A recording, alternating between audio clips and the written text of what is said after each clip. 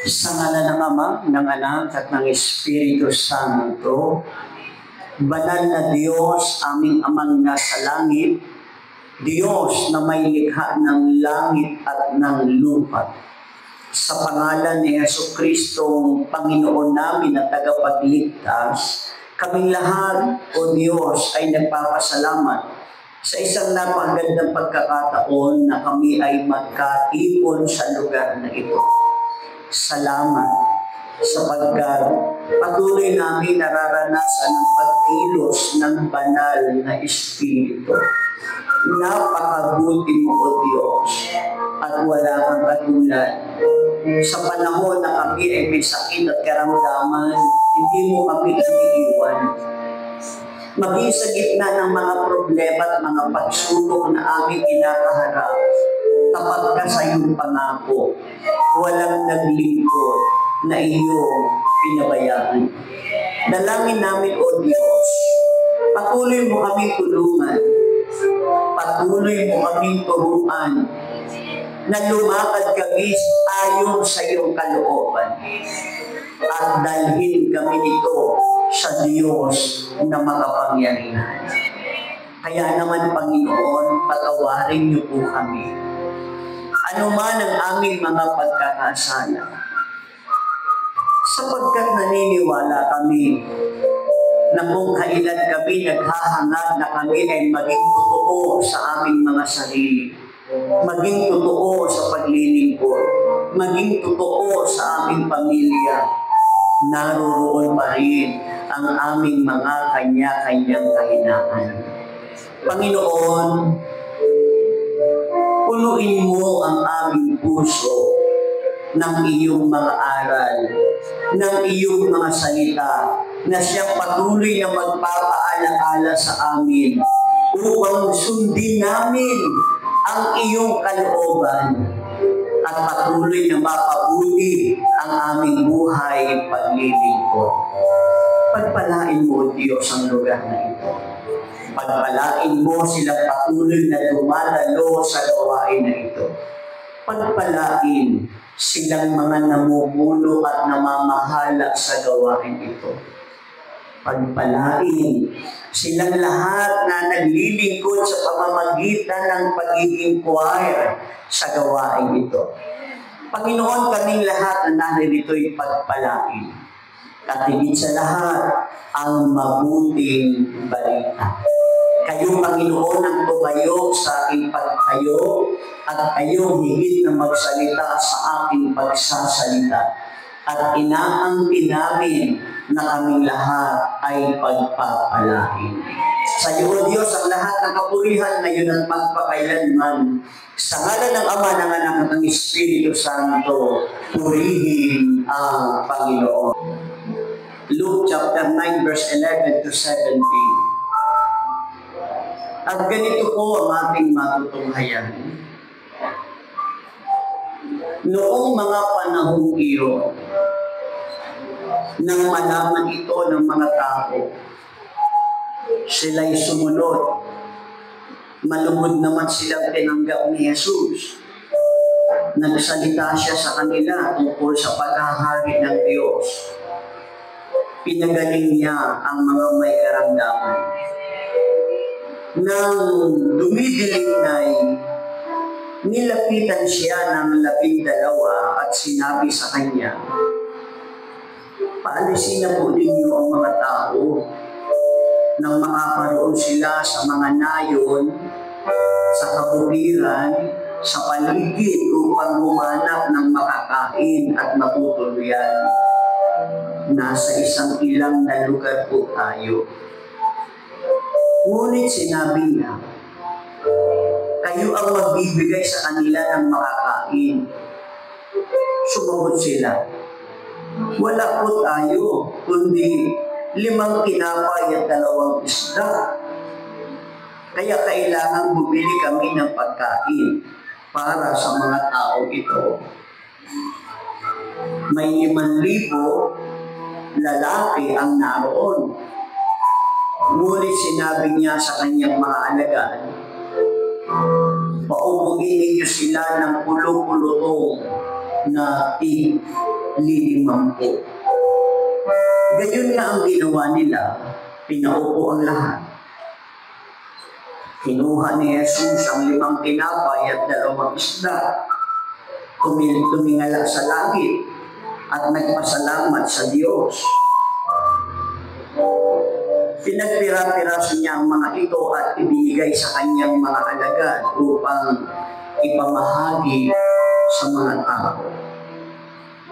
Nakakain ang lahat at nabusog.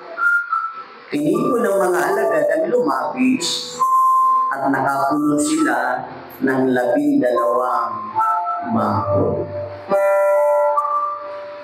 Ang mabuting balita ng ating kaligtasan. Palakpakan natin ang Panginoon. Yung malakas na inang ng palakpak. Ito po binasa natin sa literal na pangyayari ay talagang nakakain ang mga tao. Literal po talagang nakakain. Literal po talaga na ang kanilang tinanggap ay tinapay at maraming isda. Literal po yun na talagang nakakain po sila at nabusog at nakalikom sila ng ganong karami na sobra, 12 bakul. Ngayon nais ko po itong bigyan ng spiritual na kahulugan. Kaya ang ating maksa ngayon ay pinamagatan natin itong the spiritual meaning. Pakiulit po. Ang pagpapakain po ni Jesus, mga kapatid, sa libu-libong tao, mga kapatid, no? Libu-libong tao po. Ay, nung mga panahon po na yon, napakaraming tao, napakain ang lahat ng iyon. Sa pamamagitan lamang ng 5 tinapay at 2 isda. Ano po yung malalim na kahulugan nito kung ating dadalhin sa spiritual?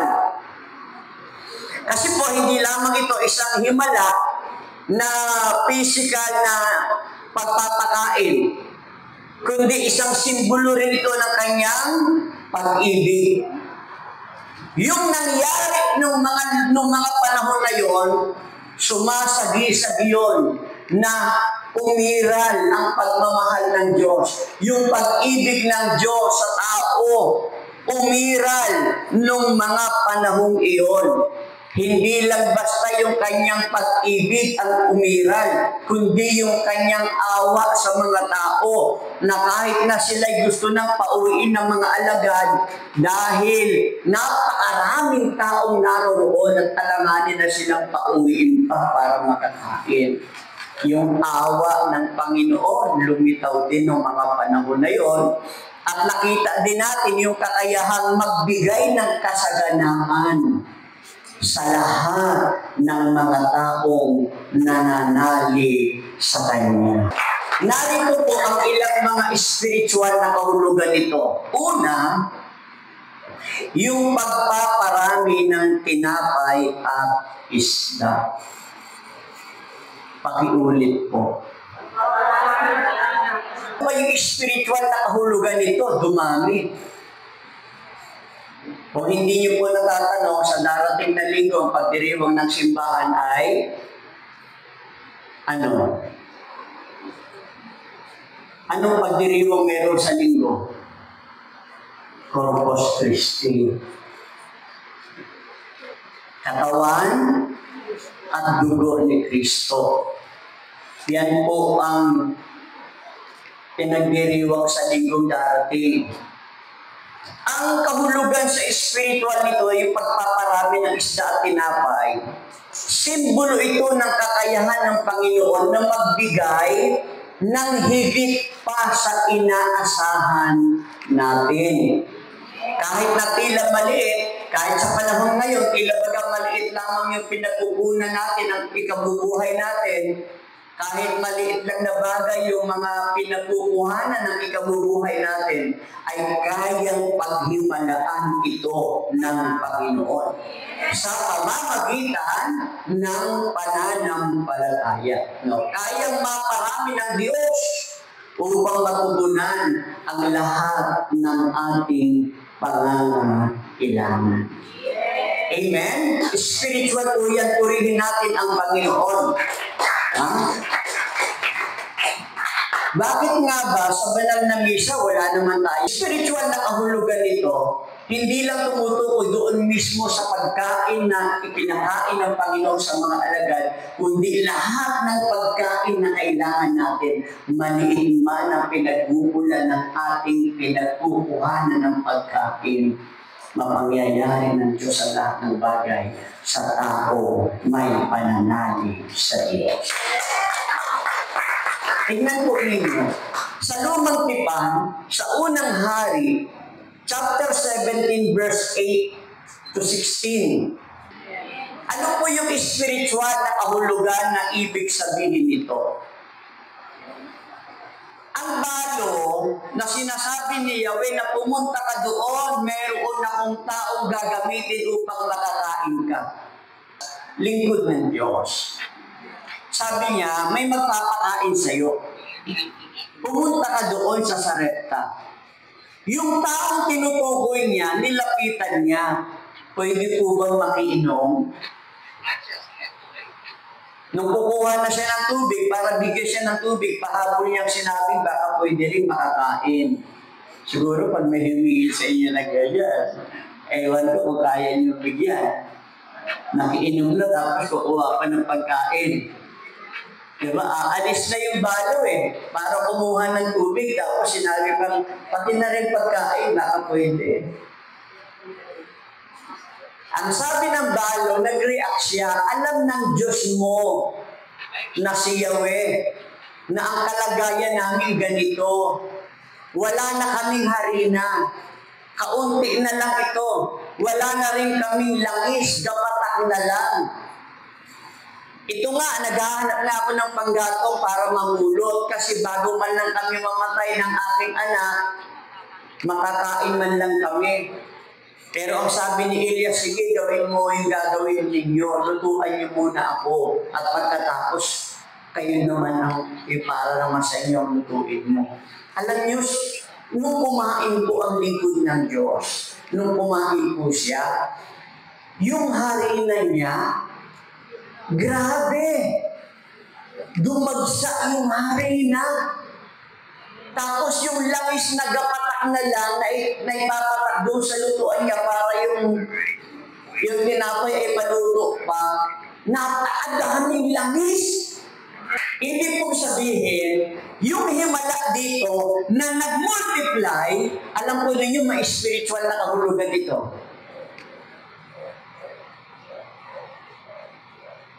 Kung ibibigay din natin yung pwede nating ibigay. Alam niyo ba yung tinatawag na counterpart?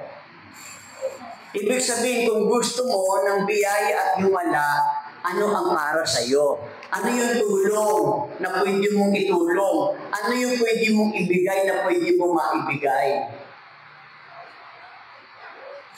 Kasi ang sabi ng mga alagad, wala po tayo rito mga pagkain para sa napakadaming taon na yan. 5 tinapay lamang at 2 isda. Tignan niyo po ito ha. Yung spiritual na pangyayari na ito, spiritual yon. Dahil ang literal doon, literal na 5 tinapay at 2 isda. Pero yung spiritual doon, sa mga taong nagbibigay, gagaan ng gagaan ang kanilang pamumuhay. Kaya sa multiplication, how to multiply the number of the attenders? Simple lang. Para bagang isulat ninyo dyan, isulat ninyo lahat ng pangalan ng workers, tapos pagdating ng December, sister, wala ka pang akay dito, ikaw na lang yung walang akay, lahat sila may tag-iisaw, ikaw lang ang wala. Mag-akay ka na, matatapos na yung taon. Parang ganito rin, wag na wag dumating na mamatay na tayo, wala man lang tayo na akay. Alam niyo ba, marami na akong naikot na napuntahan, nagawain, ang iba hindi na talaga nagbukas. Bakit? Kasi mga namatay naman na sila eh. At ang matindi nito, pag namatay ka, wala sa iyong pamilya magpapatuloy ng katulad ng ginagawa mo. Bakit? Kasi ikaw lang ang nagpupunta eh. Pag namatay ka, wala nang susunod sa iyo. Pero kung may akay ka, hindi mawawala na mga susunod kasi may inakay ka. Magmumultiply. Sa spiritual po, ng meaning ng pag-multiply ng Panginoon, ipinapakita dito ang pagdami ng tinapay at mga isda. Purihin ang Panginoon. Amen. Pangalawa, ang pagbabahagi. Pakiulit po. Yung the sharing. Ang pagkilos ni Jesus ay nagpapakita ng kahalagahan ng pagbabahagi at pakikisa. Yung galaw ng Panginoon noong mga panahon na yon, dahil napakadami talagang tao, yung galaw niya, yung decision niya, yung sinabi niya, yung kilos niya ay nagpapakita ng pakikibahagi sa lahat. Kayo po rito sa Phase 7, nakikita ko kayo, may sapatas pa kayo, nakikibahagi kayo. Mahalaga kasi yan eh. Tandaan po natin, ang Panginoon o galing niya na pumunta siya sa iba. Yung sarili niya, ibinibigay niya at itinutulong niya sa iba. Ang 5 tinapay at 2 isda ay nagmula sa bata lamang na mayroong 5 tinapay at 2 isda. Nagbahagi yung bata na ito ng kaunti na nasa kanila o nasa kanya. Ito po'y nagtuturo sa atin na ang pagbabahagi ng ating mga biyaya, kahit na maliit lamang ito, ay maaaring magdulot ng napakalaking biyaya sa iba. Purihin ang Diyos. Kaya nga po sabi ito, tatanungin ko, sino rito yung gustong ibigay niya talaga yung sarili niya sa Diyos? Sige nga po, di ba nagtataas tayo ng lahat ng kamay? Pero isang challenge ito. Napakalaki talagang pagkakamali yan. Kung gusto mong ibigay yung sarili mo, pero hindi laman ang bulsa mo. Mali yun. Kasi kapag talagang gusto mong ibigay yung sarili mo, hindi ka nangingiming magbigay. Sa totoo lamang po. Kasi ang pagbibigay ay halimbawa ng pagbibigay ng sarili. May mga tao nga na sa sobra niyang mahal sa kaibigan niya, na wala naman siyang maibibigay, nagbo-volunteer na lang, sige na, Mari, ako na lang maghuhugas ng plato. Sige na, magwawalis na ako doon, at ako magliligpit, nakikitulong. Yung kanyang maibabahagi ay nakapagbibigay ng malaking katagumpayan para sa iba. Purihin ang Diyos. Kahit malaki ang ibibigay, sa dapat nakatakdang pagbibigyan, sa dami naman ng pagmumulan, hindi mabigat. Pero yung taong nagbigay, lalo mananagang na. Purihin ang Diyos. Ito, umuo kayo o hindi, mga magulang, lalo na po kayong mga ina. Di ba ang mga magulang hindi naman nagtatangi sa mga anak? Amen. Sinong nanay dito? Hindi kayo nagtatangi sa mga anak. Di ba? Pantay kahit ako eh. Hindi ako nagtatangi sa aking mga anak. Pero ito, pakinggan nyo. Kanino ba kayo masigit na malapit? Hindi kayo nagtatangi ha? Pero kanino kayo malapit? Sa nagbibigay. Kapag meron kang anak na nagbibigay, hindi mo naman tinatangi. Pantay yung tinatangi. Pero kanino ka nga malapit? Sa nagbibigay. Kung ang Diyos, pinapapatak niya ang ulan sa mabuti at masama, ngunit masigit niyang pinagpapala ang tao mapagbigat. Ang Diyos talaga ho, iniingatan ng Diyos pinagpapala niya yung mga tao marunong magbigat. Tumayo po tayong lahat, mga kapatid.